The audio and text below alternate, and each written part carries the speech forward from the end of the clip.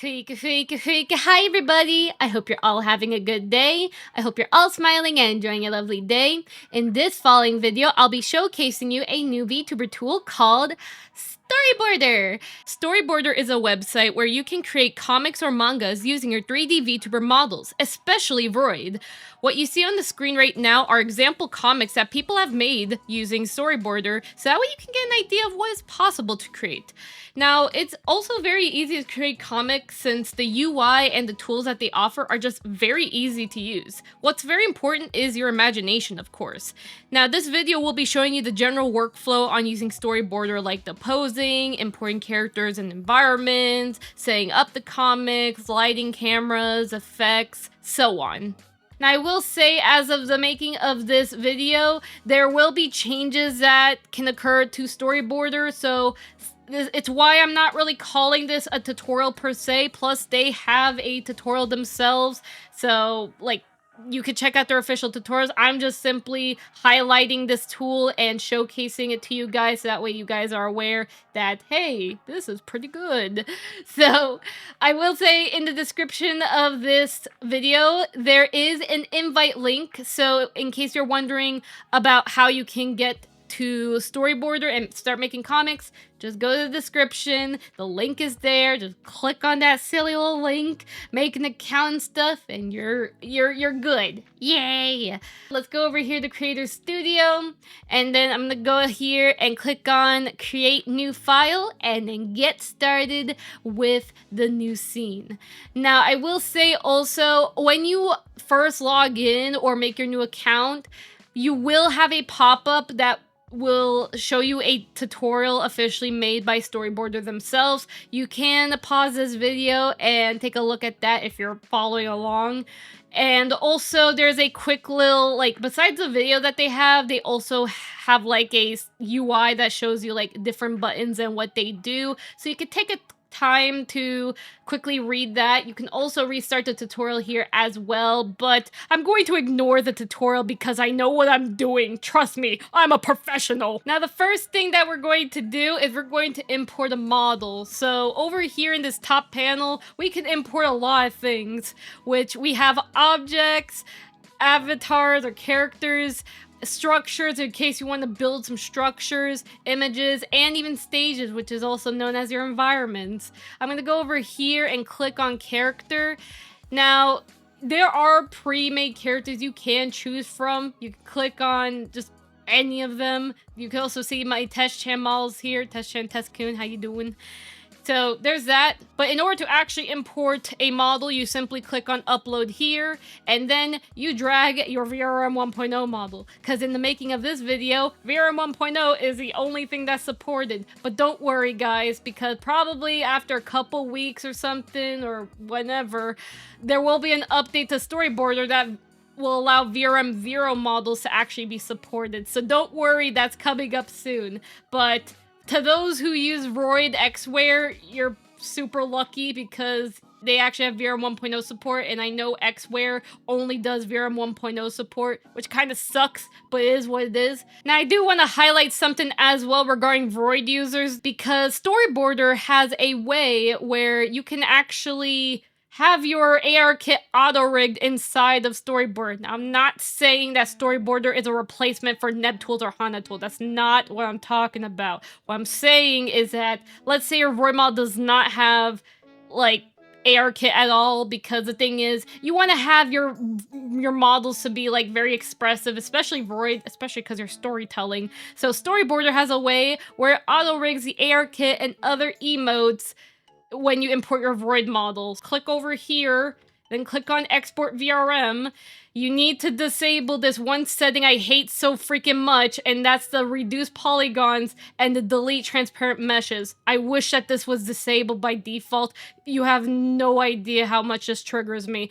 Disable this. Then you can actually export. And then from here, you can actually choose VRM 1.0 and actually export it to Storyboarder. But when the update actually arrives for VRM 0, then please use VRM 0. Like, I prefer this over VRM 1.0. I'm gonna go ahead and import Test-chan to Storyboarder, like so. And as you can see, she's T-posing. And I'm gonna go ahead and give her a name, Test Chan Demo. And then I'm gonna set it to feminine, and you can see her doing a dance. Now, I will say also that if you are a from scratch model, there is a setting that you will have to disable, or a setting that I will recommend you disabling. So if we go over here to advanced settings, we can have more control over the import. So we can set name, we can click next. You can clear your meshes here pretty much. I'm not going to touch that. Then you can reassign your bones for the humanoid skeleton if you need to. I'm not going to do that, but you can. All power to you. This is where the auto rigging magic happens. This is how Storyboarder gives you your AR kit blend shapes pretty much, and other emotes. Pretty much, if you are a from scratch model, or you know for a fact that you deleted your transparent meshes on your Vroid model for whatever reason, you're gonna have to click on force manual blend shape mode. If you're fine, like you export your model properly and you make sure no transparent meshes are deleted, or you haven't done any blender modifications to your face at least, then you can leave it like so, just like that. And then let's click on next. And then I'll leave it to feminine, click on import, and look at that, it actually imported finally. We're gonna click on her, and the purple will appear. And then as you can see, Tash-chan. So I'll go ahead and click here. I'm also going to click on enter free view, and I'll hold my left click and do WASD. Pretty much it's similar to the Unity controls, by the way, for the camera, but just know that R and F is what makes you go up and down. And now what we're going to do is we're going to import a stage, because how am I going to do a comic in the middle of nowhere? So let's go ahead and add a stage right here. There's different stages that we could choose from, lots, which is quite nice. I'm going to go ahead and choose the cafe bar, because I think it's nice. It loaded, and Tesh-chan's on the floor. I'll go ahead and click on her right here, and then I'll have the little gizmo at the bottom so I can move her somewhere else, because I do not want a comic of her being in the floor. Let's go ahead and let's say we'll have her over here, and then I'll adjust her rotation, and there you go. There's Tesh-chan, and we can start off with posing her. So there are many ways you can actually pose your avatar in Storyboarder. One is the manual way, and the other is using presets. When it comes to manually setting up your pose, you can click on the bones here, which are your FK bones, and you can be able to adjust it using the little rotation gizmos here. Pretty much play around until you get a pose that you like. Another quick way you can actually set your pose is using the IKs here, which is dragging the purple dots and dragging it until you pretty much like it. And there also are other controls as well, which you can adjust the wrist rotation here, or you can fine-tune the wrist rotation with the blue little rotation gizmo here. You may have to do some fine-tuning here, or like editing, since it can be a bit much on the shoulders with the IKs. But with editing, you can be able to get some really nice poses. But if, let's say, this feels a bit too daunting to you, Storyboarder does come with presets, which is quite nice. So click on the body, click on set pose, and you can use a lot of pre-existing poses, which is just really convenient. And the best part is you can mix and match with the hands, upper body, lower body. You can do a lot of mix and matching here if you desire, or you can also just manually edit if you want. You can even like save your poses as well by simply clicking on the save pose as preset here, and you can share it to the marketplace or just save it for your next comic. Another thing you can of course do is that you can click on the hands and you can change the hand poses here, which has some really nice settings. So you can be able to mass edit the hands, like doing the fists here. You can do individual edits if you want with your hands or thumbs, even pinky.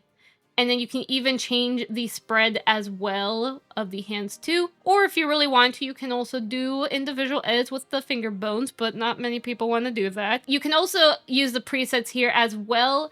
and choose different hands to start off with and then edit from there. And if you click on the hands here, there's a star and you can save it as a preset if you want to use for another time. So that's really nice. And now a very important thing that you can do in Storyboarder is setting up facial expression, because how else can you emote? You don't want to look dead inside. When you click on your character's face here, you can be able to set an expression. Especially if you're a Vroid model, you can have access to a lot of pre-made expressions, especially since you have the auto rigging that I mentioned with Storyboarder, giving you AR kit and whatnot. And also the hearts too. So there's hearts. You can look like you're very sick.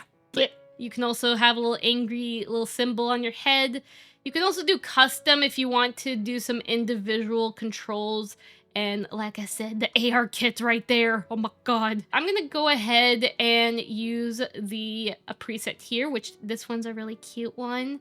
And you can, of course, adjust the strength if you desire, or even save it as a preset, which is quite nice. And now let's go over some quick lighting stuff. So when you deselect your avatar, you'll have access to your lighting settings over here on the right side. You can adjust your lighting intensity depending on if you want like a dark look, especially for horror themed comics, or something lighter that can give like a more like brighter theme, especially if you're like going outside or if you're in a more like vibrant place with lots of lights. You can even change the colors if you want as well. You can of course adjust your directional light intensity if you need to, adjust shadow distance. There's a lot of settings that you can choose, or you can even like choose and edit from. Of course, there may be some settings you may not notice. Again, I would just play around with the settings until it looks good to you. You can then actually go over to your camera. So if you click on this button right here, you can enter capture mode, and you can use WASD and hold left click in order to move your camera to where your character's at. If you click on capture camera right here, you can then adjust some of these settings here for your camera. So capture aspect is pretty good, especially if you want to capture like, let's say, a group of friends in the comic or wider scenes, or you can have a more narrow scene if, let's say, there's a more dramatic effect happening. You can play around with the settings depending on what you're trying to go for. Once you have your stuff ready, you can then click on the camera button on the top right here, and then you have a little picture right here. Then you can enter layout mode, or otherwise 2D mode here, and this is where the comics happen. From there, we can start adding some cute little effects. So let's go ahead and add a quick little text box here, or a little balloon, so that way we can show that Test-chan is talking to us. Let's add balloon here, and then we can adjust the little stem here, so that way people can see that Test-chan's talking. We can even adjust the size if we want it to be really big or really small. So pretty much adjust it to how you think would look nice. And then you can add a text, which can be like, hello world, write that there, or you can just type wherever you want. And then from there, you can change the balloon style. So you can have yelling, weak speech, if let's say they're talking in a very mumbly way, or you can even have spiky. Hopefully they'll be adding more, but there are your options there. You can even choose fonts, which I also hope they add more font options too, but there are 2 as of the making of this video. And then font size could be nice if you want to have a bigger font. You can even adjust the thickness of the text here, or even the margin if you have multiple words happening. So you can even adjust the back color here as well if you want more of a design too. I can have like a blue little border happening. And then I can also add to the images as well. So I can click the image here, and there are some effects that you can pick from, like sparkles or cherry blossom. I'm gonna choose sparkle. I can add little like quick sparkles here, so I'm gonna add one more. And there you go, pizzazz. It's really cute. If you ever want to add a second image, you can actually go back to draft mode here on like what's on the left side or what's on above me. You can be able to see like your comics in order. So if let's say we want her in a different pose, you can add a second board right here. Make sure you select that, as you can see. And then over here in the 3D view, you can then go back to free view. Let's go ahead and go back to Test-chan. And let's say we're gonna choose a different pose here for her. So I'm gonna choose let's say something really simple. Maybe that one. That one's like really cute. And then we can have her face have a different expression. Maybe like something like a little happy face here. And then from there, you can of course go to camera, capture camera, and then adjust the camera angle. And then from there, you can click on camera again.